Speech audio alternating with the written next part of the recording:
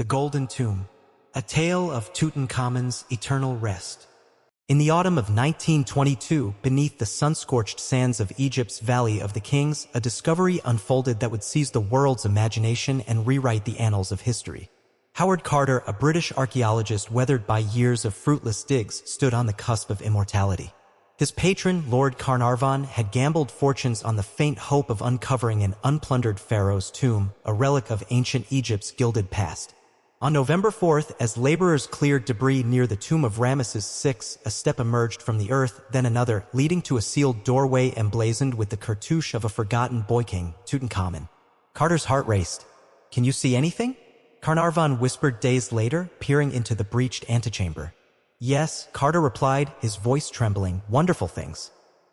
To understand the weight of this moment, we must journey back over 3,300 years to the 18th dynasty of Egypt's New Kingdom, a zenith of power and artistry.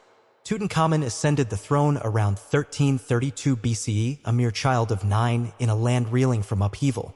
His father, or perhaps uncle, Akhenaten, had appended Egypt's ancient religion, exalting the sun disk Aten above all other gods and plunging the pantheon into chaos.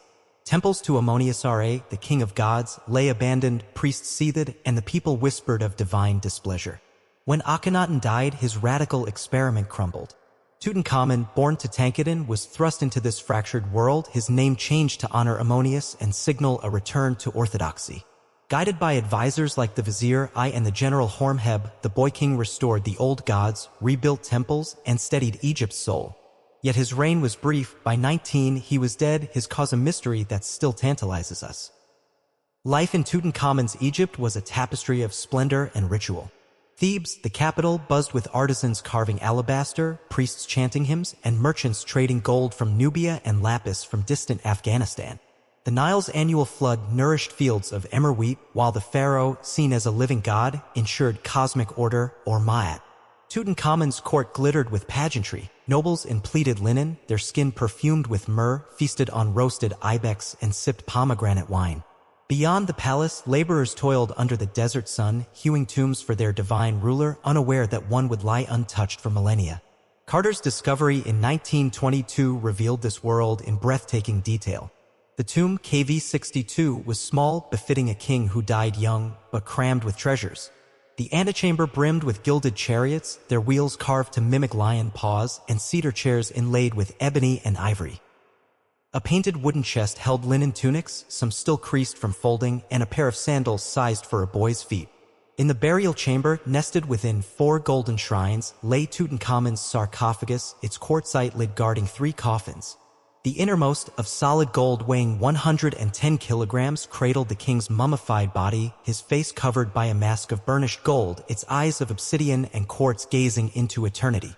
The mask, with its serene smile and braided beard, became an icon, its craftsmanship hammered gold inlaid with turquoise and carnelian, testament to Egypt's unmatched artistry.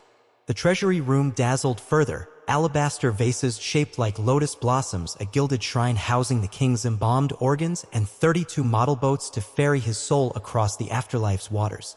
Among the curiosities were 139 walking sticks, some topped with carved enemies, symbolizing dominion.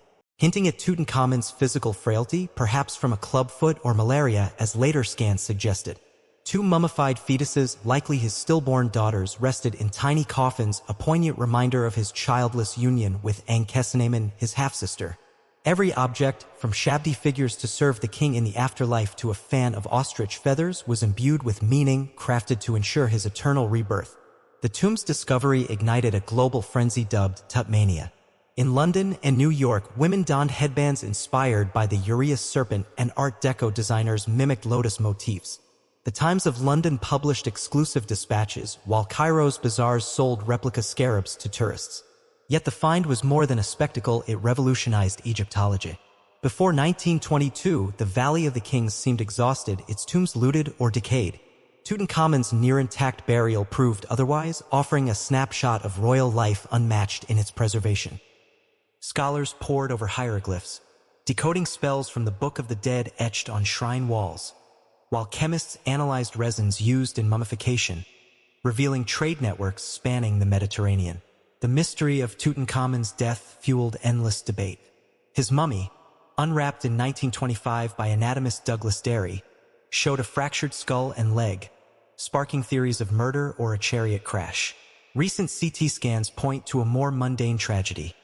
A broken femur, possibly infected, compounded by malaria and genetic weaknesses from inbreeding. The Curse of the Tomb, born when Carnarvon died of blood poisoning months after the discovery, added a Gothic allure, though Carter dismissed it as nonsense, living until 1939. Still, the deaths of excavators like Arthur Mace, felled by arsenic poisoning from handling artifacts, kept the legend alive.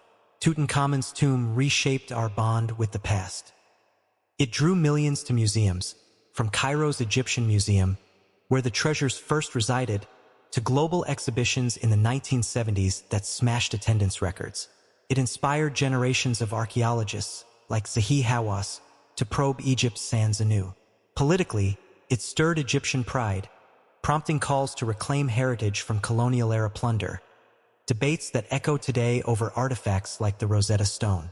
Above all, it humanized a pharaoh once relegated to obscurity. Tutankhamun was no conqueror like Ramesses II, no reformer like Akhenaten, yet his tomb's intimacy, his childhood toys, his widow's floral wreath on his coffin, made him achingly real. As I write, I imagine Carter's candlelit glimpse into that antechamber, the air thick with 3,000 years of stillness. The tomb's significance lies not just in its gold, but in its story. A boy navigating a turbulent world, a civilization that crafted beauty amid chaos, and a discovery that reminded us how the past can leap into the present, vivid and alive.